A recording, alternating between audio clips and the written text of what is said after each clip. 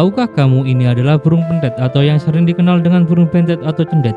Burung ini adalah sekelompok burung pengicau dalam keluarga Laniidae. Keluarga burung ini terdiri dari 34 spesies.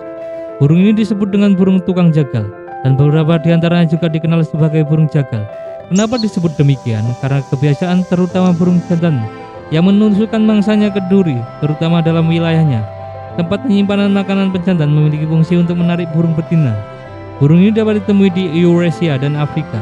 Mereka mendiami habitat terbuka, terutama padang tapa dan sabana. Beberapa spesies burung pentet merupakan penghuni hutan dan jarang ditemukan di habitat terbuka. Beberapa spesies berkembang biak di garis lintang utara selama musim panas, kemudian bermigrasi ke daerah beriklim hangat selama musim dingin. Burung ini termasuk burung predator. Walaupun demikian, burung ini sering dijadikan hewan peliharaan karena suaranya yang sangat merdu dan bisa menirukan burung lainnya.